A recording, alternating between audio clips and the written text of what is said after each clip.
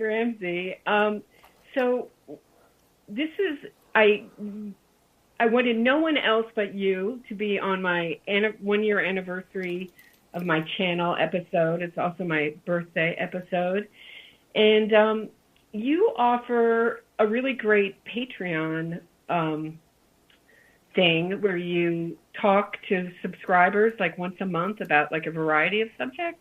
I do. I think that, so I can vouch for that. I think that is like the best Patreon offer, much better than a lot of other things, because you're really knowledgeable on a lot of these subjects. And right as we're about to talk about Cause Celebre Killers, Damien Echols and Amanda Knox and John Douglas are, for $45, going to appear together at Town Hall to talk about on the subject of the wrongly accused.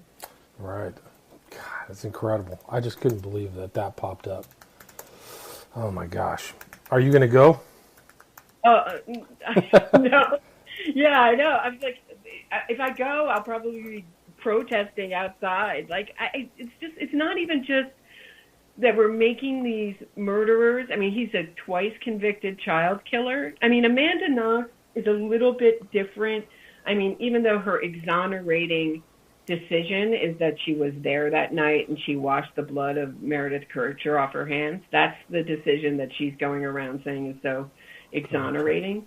So I guess on the subject of the wrongly accused, she's going to talk about how she wrongly accused her boss of murder. I'm sure that's going to be the first thing off. Yeah, right. Yeah, I'm sure that they'll forget that. It's incredible. It's going to be March 23rd, 2019, not too far away. I wonder if people show up. I mean, and it's John Douglas. It's so bizarre.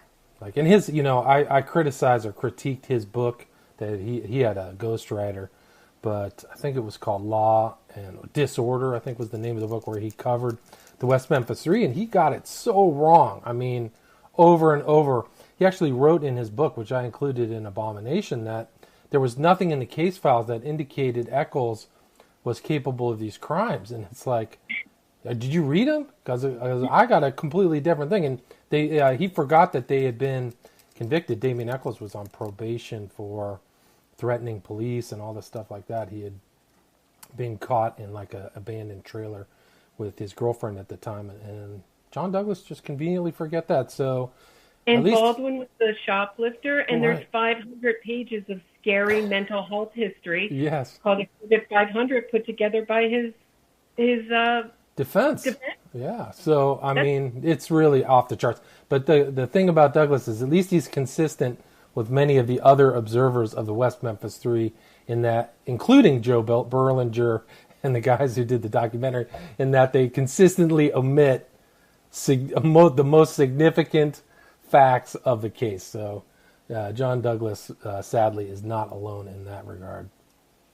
Yeah, you don't think they're going to be talking about Jessie Misskelley's multiple post-conviction confessions? Not even once. They won't. What they'll say is, he was abused and beat up. He was tied to a chair when he confessed for 14 hours. And, they took a pair of pliers to his teeth.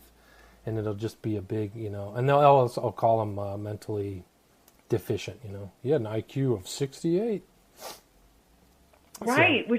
Which is interesting because you would think that with such a low IQ, you wouldn't be able to consistently make up such an elaborate story time and time again in so many different environments. Right. Right. Yeah.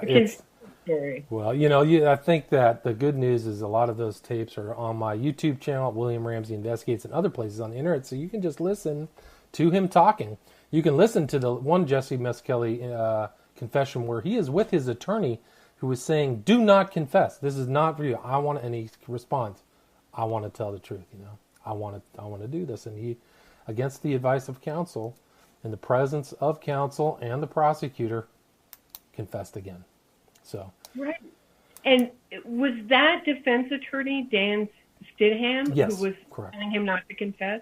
Correct. So, and he's supposed to be coming out with a book, and he's a big, he's jumped on the innocence bandwagon. Correct. Well, I think he's obligated by rules of professional responsibility from always saying that, they were innocent.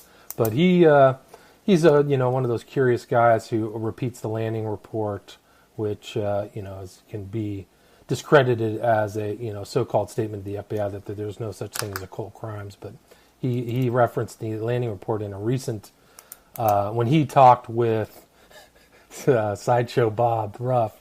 That's what he referenced during that interview. So that was pretty curious. So he's towing the defense attorney line, which is why I think he's a judge now, or became a judge in Arkansas. So. Oh wow! Yeah. So. Yeah, very, very. And it's interesting. Apparently, there's like a West Memphis 3 tie into this new season of True Detective as well. Have you watched True Detective?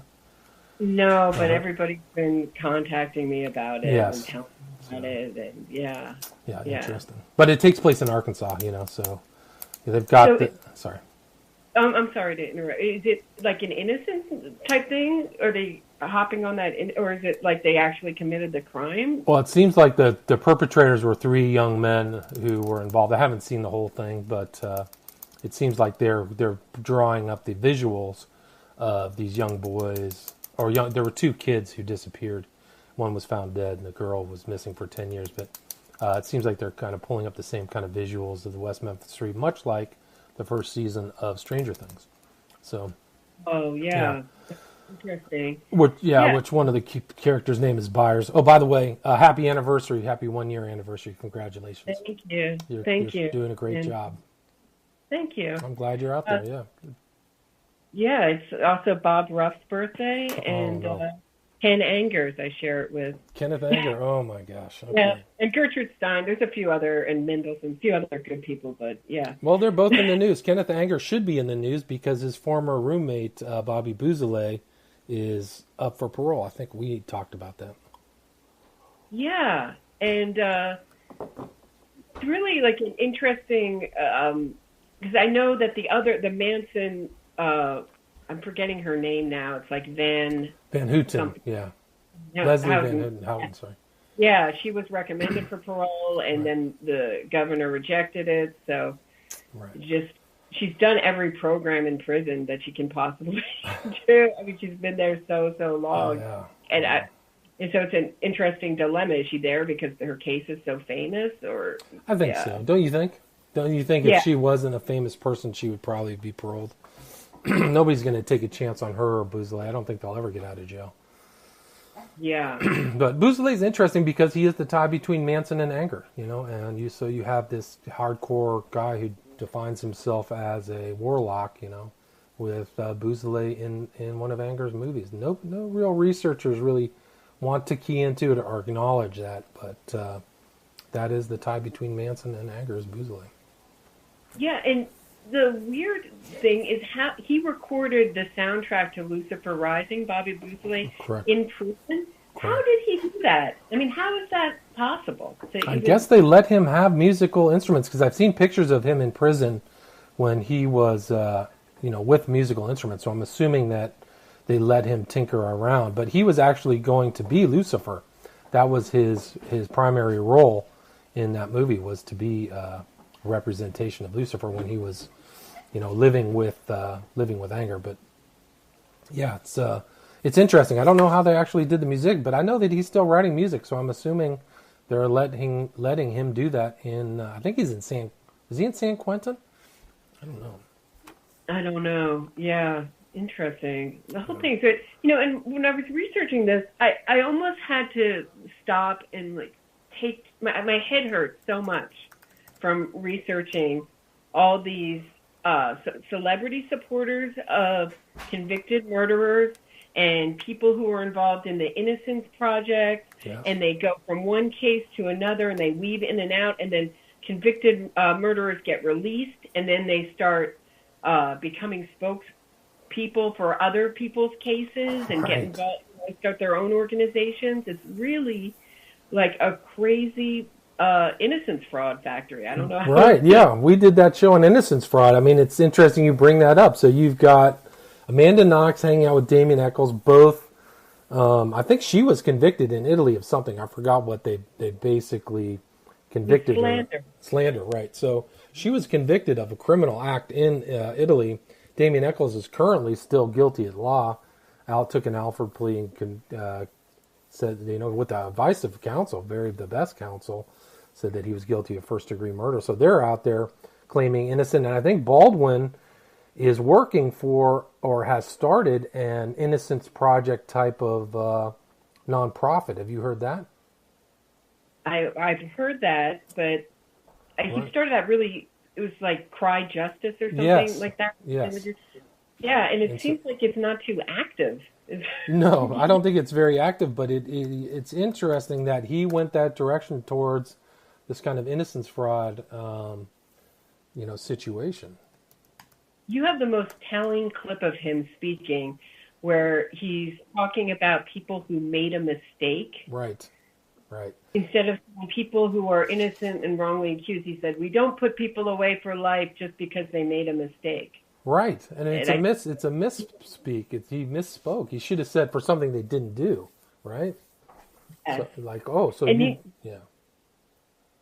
The other thing I wanted, I'm sorry, stepping on you a little bit, but the other thing is when you see these people who are convicted murderers and the Innocence Project or some other organization gets them out, and they're interviewed right as they're leaving prison, and they're always asked if they are angry about being wrongfully accused, wrongfully convicted, and almost they are never angry. I mean, just never angry about losing decades of their life, being wrongly accused of a murder they didn't do. They never have any anger. They're only looking forward, not holding on to their anger. I mean, when the deli guy doesn't put tomato on my sandwich, I'm angry. But these guys, multiple decades in prison, no anger. So it's a great point. Why is that? Why didn't they, when they got out on the Alford plea in August 2011, why didn't they use that outstanding evidence they had and went back to trial, had their conviction nullified, and then sued the state like every other wrongfully convicted person for millions of dollars, right? So these are huge. An Innocent Project is not I believe it's a nonprofit, but they are very profitable. They take those cases and they make millions of dollars and probably get a very healthy cut out of that. So why didn't the West Memphis 3 go that route? Yeah, and how do you think that they get this, the Innocence Project gets this image as the underdog? I mean, they have $25 million in 2015. So how do they get the image of the underdog? Right. Well, that's a great point. I mean, like I said, these are large settlements. They're 7-figure. I don't know if they've had an 8-figure settlement, but they're significant settlements. So why didn't Barry Scheck and the Innocence Project take the West Memphis 3 case? Right. There's a lot of problems there, right? So, it's very interesting. But he's still talking there. Baldwin gave 2 lectures at the I think it was UC Davis or somewhere. Or maybe it was in. I take that wrong. He was in the Sturm College of Law. I don't even know where that is, but he was giving. He's still giving talks about innocence. I wonder if anybody in the law students scratch their head, like, "Ooh, what's going on? Is he really innocent?" Yeah, that's a Denver. Denver, sorry. See interesting comments in the comment section of videos of people who have come out of prison proclaiming, who get out on some, like, for example, Ryan Ferguson, who was gotten out by Kathleen Zellner because of a Brady violation.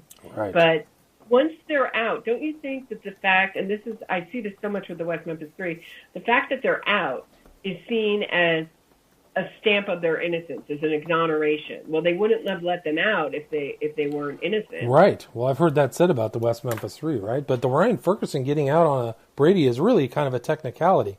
It doesn't go to the actual facts of the case. It's about a prosecutor not properly. It's a constitutional situation where the prosecution does not divulge appropriate information to the defense. So they're hiding information. So, So Yeah, it's amazing how these things get twisted, right? Right. And so I wanted to start with talking about Mumia AbuJamal, because you have a great part of your book in Abomination, your book on the West Memphis Three, where you talk about Cause Celebre Killers, and you talk about first Jack Henry Abbott, who made it. He was a convicted, forger first. Then he killed another inmate, sprung out of jail. They brought him back, and he started writing letters to Norman Mailer. And Norman Mailer published some of those letters called In the Belly of the Beast. And he got a lot of support as like this brilliant author. Right. Right? Yeah. And after 6 weeks after he was released, he got in an argument with a waiter and stabbed him to death. Went back to prison and killed himself after he was convicted, right? Right. Or did he kill himself before he went to trial? I'm not sure. No, he got a 15 years to life sentence for killing the waiter, and then was denied parole, and then hung himself in 2002. So, but it was interesting. You had Norman Mailer, noted author, Susan Sarandon, Christopher Walken, all of these pretty well-known actors, supported Abbott. So, and worked to get him out, really. So that's like the important part, is that they were, Mailer was attending his parole hearing and encouraged his release. So in some ways, Mailer was associated with the next time he killed somebody, because he let somebody with violent tendencies or encouraged the parole board to let somebody with violent tendencies out of jail. And Susan Sarandon named her child after him, who was born in the 90s, which is so amazing. You would think that if I supported a killer who killed somebody after he was released, I would be so ashamed that I would think I had blood. I rightfully would think I had blood on my hands. I wouldn't want to remember that at all, nor would I support any other killer. But she's the celebrity that believes in. I don't think there's a cry of innocence she doesn't believe. Right. That's interesting. Yeah. So, it's remarkable. It definitely is. And I just don't understand it. And Mumia AbuJamal, talk a little bit. He was convicted of killing a cop. He was found with the gun next, and this is like a really interesting case, because he and his brother were both at the same part of Philadelphia at 4 a.m. in the morning, which I find very odd. And his brother, Billy Cook, went down a one-way street the wrong way, and the cop, Daniel Faulkner, pulled him over, and they got into sort of a tiff. Is that right? They got right. So it was like he was talking to Mamu's brother. His real name, or born name, was Wesley Cook. He has this kind of black revolutionary name, Mumia AbuJamal. But he came up on the officer while he was talking to his brother and shot him.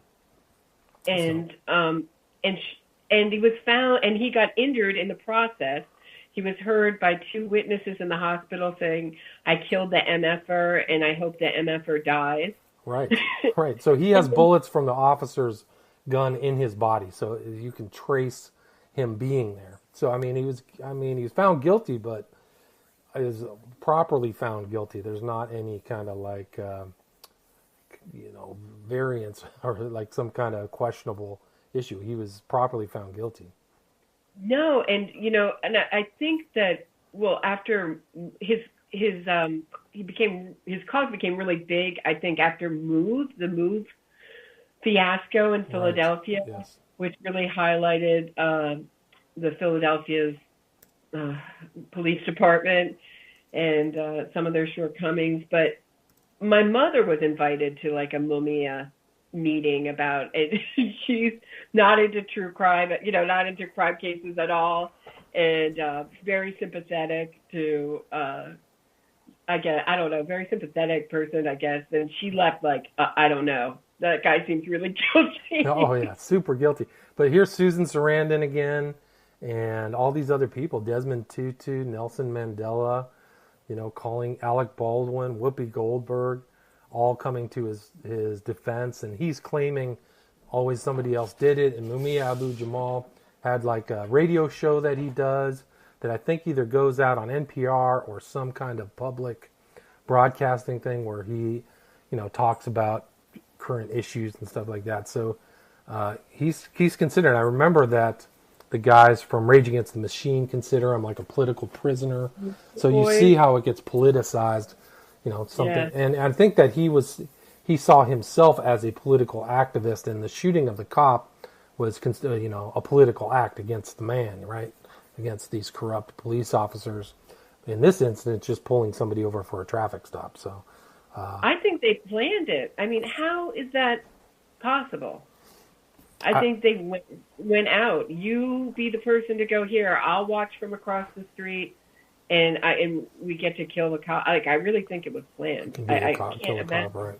Which is even even worse. So I don't know how long they've tried to put him to death. I don't know. That was I'm trying to remember the date when that was. That was 81. So he's been on death row for 37 years.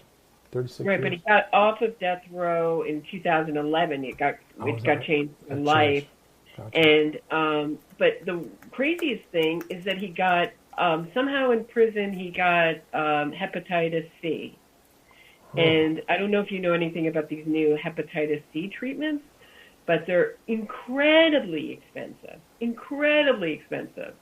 And he fought to get treated, not the old way, but the new way with these and won. Huh, interesting. Which is, another issue, because most people can't afford, even people like, you would just go broke doing that treatment. Hepatitis C. Amazing amount of money, like $250,000 at least, I think. Wow.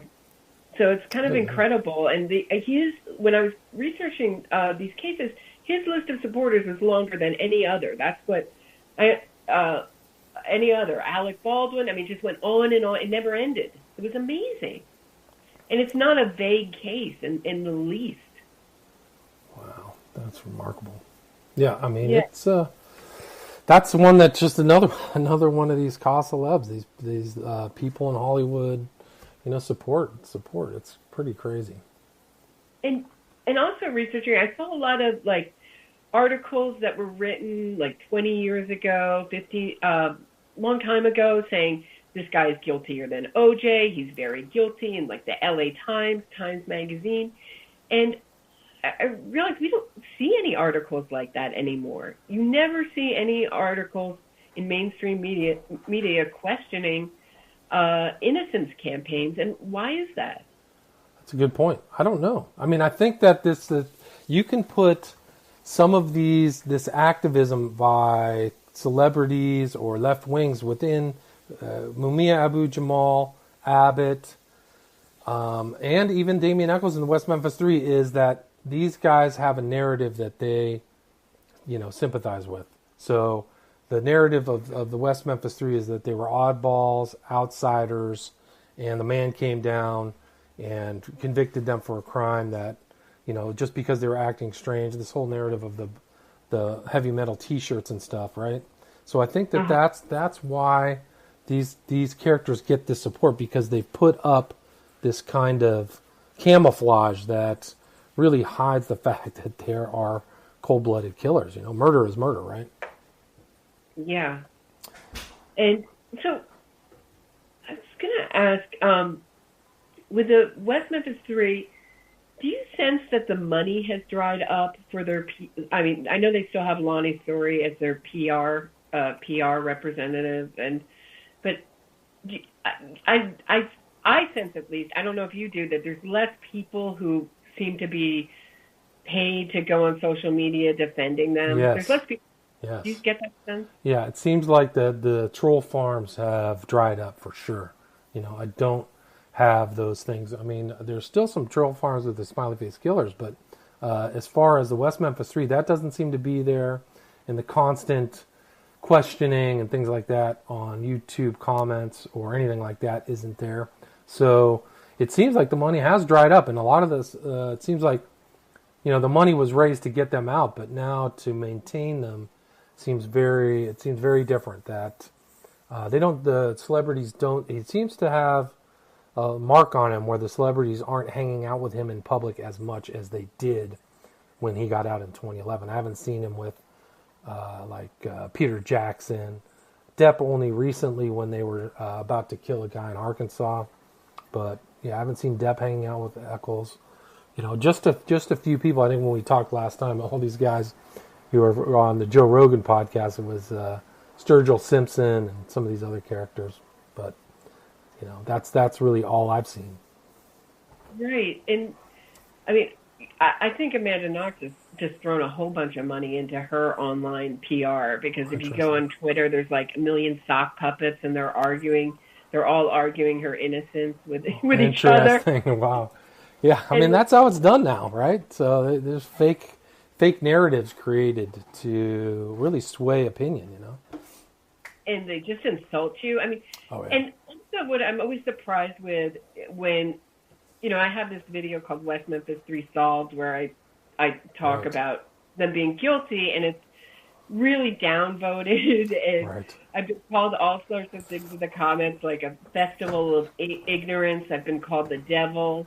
They're nasty. They're vicious as they get. I think that's your number one watched video too, though, right? Yeah. Right. Or the most clicked on. So they're probably trying to downvote that or make sure people don't have attention.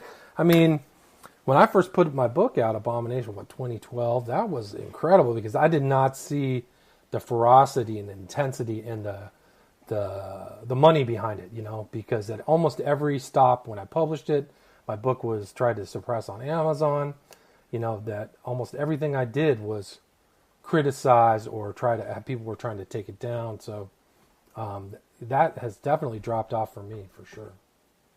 Yeah, but I think that Rabia Chaudhry, who is Adnan Syed's advocate of the Serial podcast, he was convicted of strangling his girlfriend, his ex-girlfriend, Hanan Lee. She was deeply influenced by the West Memphis 3. Interesting. And her plan all along has been to get an Alfred plea, just like the West Memphis 3. Interesting. I didn't know that. So I think there's two ways you can go. If you have a guilty person and you want to make it look like they're innocent and get the public in an outrage over it, is you can either do a documentary that's full of omitted or false information, or you can do a podcast, right? And then social media, and then have advocates on social media. Like, it was very interesting with Stephen Avery's case. They had an actual protest in person for him and Brendan Daffy to be released, and Meredith sent it to me. It was like 25 people showed up. It was the most pathetic. That is pathetic. But you would think that from online, everyone thinks that they're innocent, and it just is like this massive support. It looks like online that they have, that you would think hundreds of thousands of people would show up. It's quite interesting when you see the difference between... It is interesting. No, it's very important observation, because it shows the dislocation between the reality of what's happening, on the ground, and then this false impression by PR people on social media, right? Because I think that's one of their primary goals, is to make it look, and that definitely in the West Memphis 3 was to make it look like the majority thinks that they're innocent, right? Yeah. So you're taking an opinion, and in my book Abomination, I had a chapter called The Court of Public Opinion. That was just as much of an important thing to get the public swayed about the West Memphis 3 as the celebrities, right? How does that work, do you think? I don't think the public's aware of that public opinion affects the court. Absolutely. I mean, well, look at Hillary Clinton. She has tons of support. She's engaged in like obvious criminality, right? But she has this fake public support that people think that she's great when nobody actually really does, you know? So she's a perfect example of somebody who they won't, they won't bring to court because they're afraid. They're actually afraid of the public freaking out. So I think that the PR people try to influence people in thinking that, that this public the public outrage will actually affect them, their career, their reputation, things like that. There's heavy duty reputational costs, right? Right. Did you see in her campaign when it was so obvious someone from her campaign made a video set to Bikini Kill's Riot Girl, that song Rebel Girl? Rebel Girl. And trying to make her look like this feminist hero. And right.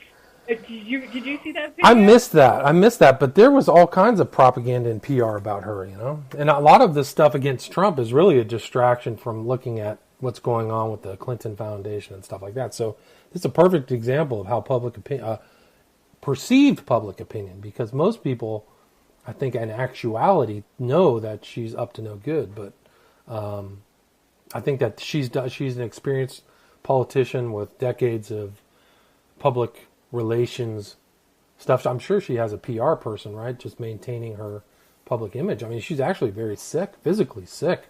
It's pretty remarkable that she actually even was running for president. And Donna Brazile, in her book, flat out said we were about to switch her out. She was so sick. September 11th, 2016, she flopped. They chucked her into a granny van. So it's a perfect example of how public opinion and public perception can be shaped. Yeah, it was really, I don't know. I talked to my doctor about what he thought was going on with her, and he said that just to get a brain bleed, you have to be in such bad condition. When she fell and she hit her head and her brain bled, and she had a brain injury from that. She was wearing corrective Fresnel lens glasses, yeah. Yes, and she could have done a lot of good to talk about her brain injury. Well, that's a good point. That's a good point. So, she probably thought you would disqualify, but her eyes were disconjugate. Her left eye is it's a lazy eye. It wasn't always a lazy eye, so something happened, and so she was trying to cover that up in her speeches as well. So she literally had a brain injury, and people like Dr. Drew actually got fired from his job when he actually said, man, she has some serious... She was in the hospital for a year, I think. So she was not a very healthy candidate in any... Doesn't mean that Trump is some kind of saint. Don't get me wrong. I mean, but she was... it's incredible. But I think it's... I didn't vote for either one of them. Okay, well, that's good. I didn't vote for either one of them, but, I was, and she often in campaign, she took these long stretches off from her campaign. Right. And you just can't do that and expect to win. I mean, it's a campaign. It's grueling, right? And so there's a lot of reasons. They say that she didn't go to Michigan, these states which she lost, but she had an excuse why she did. But one of the reasons why she didn't go to those states probably is because she was too ill to go. Yeah. And she had this huge African American guy followed her around. Hopped up on stage. He actually passed away recently, but he was the one. I mean, she literally had a helper or handlers. And I mean, in some of these, in the most recent, I think it was when Aretha Franklin passed away, there were people on each side of her helping her go up a flight of steps. She could not go up a flight of steps. And then during the ceremony, she fell asleep. Her eyes are closed. These are people who should be in a nursing home. I know. It's incredible. It's just really sad for me to see the media, the way the media reported on her campaign it was just a love fest for her all the time, and it's just very odd. It really feels like now that we have just a few companies owning everything with mainstream media, journalism has gotten so poor. Really bad. Quality. Yeah, really awful. Well, there's arguments about that concentration of media power. They used to have laws against it, but now you can trace everything back to like 4 corporations, Microsoft, Disney, and if you give them beneficial tax laws or, some type of rebates, they're going to tell your party line, man. So that's the way it really works. And when they looked at the Podesta emails, I think that she had something like 50 or 60 journalists that she was paying money to. So you're not getting objective journalism in any shape or form in any ways. And that's why the kind of more astute, smarter people will not watch corporatized media. So. Right. And on the other hand, right. Taking it back to innocence fraud, some place like Democracy Now!, which is supposed to be public supported for the people, right, has on Damien Echols, doesn't ask him many times, multiple times, reports on Hurricane Carter like he was a saint, right, and wasn't gotten out on a technicality, and pretty much, and Mumia too. All three of those cases I can think of on the top, in the most uncritical, revolting fashion, with no empathy for the victims, with right, no, barely a mention of the victims, and totally obscuring the facts or misreporting the facts of their case. Right. I mean, actively, right? Did you see that interview with Damien Echols where he's like, I could be killed for a pack of chewing gum? And she went to Harvard, Amy Goodman. She's no dummy. Right. But no, I've listened to that. Sadly, I have. Yeah, she's terrible job. Terrible. Like, these guys don't even do any I don't think they do any background research. They just, somebody gives them a piece of paper and they just read off it, So how is that for the people when they just take point. All PR from, paper? Is that really activism journalism, or? I don't know. I can't say it's for the people if they're not telling them the truth, right? So why are they involved in this? I mean, that Goodman thing, they were talking, I think in that interview is when they brought out the snapping turtles, right? Wasn't Amy Berg on that interview? And they talked about the giant prehistoric beasts that, came out of, dematerialized out of a wormhole and, attacked. I mean, the thing about it's basically a farce because Byers bled out, right, before that was the cause of death, right, the little boy. So that would mean if the snapping turtles were attacking him, it had to be ante-mortem, right? It would be pre-death. So not only were people involved in the death, there was a snapping turtle attacking an 8-year-old boy. It's off the charts crazy. So, when she was saying, this Amy Berg thing, which she also said that on The View, it's just like, come on, people, you can't be that dumb. And the reality is that really... You know how many emails and comments I've left to Amy Goodman? I mean, I just want an answer. Like, I just want to know why you're doing it. Why you're doing it. How you can call yourself, real journalism. Every time they're raising money, this is real journalism. Right. Look at Piers Morgan. Look at the Piers Morgan interview on YouTube. It's another whopper. He's looking at him, and Damien Echols is making the occult sign of silence. And Piers Morgan looks at him and says, they characterized you as a Satan-worshipping murderer, but you don't look like that. And I'm looking at him, I'm going, man, he looks really pale. He looks like he could easily be a murderer. What are you saying? Definitely. I mean, I'm looking at him too. I'm not seeing what Piers Morgan. So that's when you see that there's somebody pulling strings behind a lot of these guys. And they wouldn't go, honestly, they wouldn't go on those shows. And they've never really been in an environment where anybody critical has ever talked to them. So they would never go on those shows where intelligent people who knew the facts of the case asked them questions, right? Well, never has happened. For The View. Apparently, that's where we have to go now for hard-hitting reporting. Yeah, wow, terrifying. So, I think that's really what they're afraid of. There was another video on YouTube where Jason and Mara Levert are talking, and it's just a mind blower because, the people don't know the facts of the case, and she's saying, you have to believe that he was muddy. You have to have somebody. Nobody saw him muddy. And they're like, well, there's a whole family who testified in court. They saw Echols by the crime scene that night muddy. And she does it in a really folksy way. Well, I'm a mother, right. and boys don't come home without a whole lot of evidence on them from playing in the mud, and it's just very odd. And she's laughing and kind of They're giggling kids, while she's giving them. Devil's Knot is not a good book. Devil's Knot really isn't a very good book, you know. So.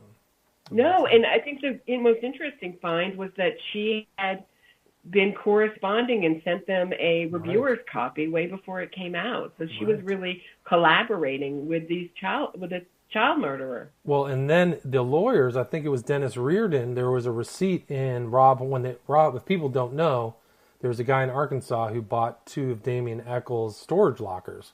And Rob Horn was the guy's name, and he said he found a receipt that was paid to Reardon, who vetted Devil's Knot for any, they vetted Devil's Knot. Obviously, there's purposes why they're vetting it, but that's what Rob Horn said was. So his attorneys looked over that book. So it's supposedly an objective third-party, hard-hitting journalism. But if somebody's lawyer's looking over it, you got to put that into question. Have you ever argued with people about the West Memphis 3, and you think that it might be over after you mentioned Jessie Misskelley's multiple post-conviction confessions, and they just keep bringing up like the hair, just the PR party? It's like banging your head against a wall. I think it's really a battle against stupidity. And I think that's mostly what I've learned since I've written that book is these people are very credulous and they really don't know what actual words mean. They don't know what evidence really means. They don't understand proof in context. They don't really know what hearsay is. They love to use the word hearsay. They just love it, but they don't use it in context and guilt and proof. Like, I just think they're not. I get it all the time. I think they're not guilty, but they're guilty. They're currently guilty under law. But they keep saying, I think they're not guilty, but it's non-factual. So you just keep seeing this, and that's kind of you can discriminate between the morons and the PR people because the morons just keep using these words just in the most banal way, just really out of context. So I think the West Memphis 3 really is like people who just have a really coarse, really lowbrow concept of language. They don't understand. I also think it's a cult, they become cult-like, where they get all their information from one source. They all support each other in this idea that anyone could falsely confess multiple times in multiple different, many different environments. Like that's ever happened in the history of the world ever again. It's called false confession, not false confession. Right, plural. Right.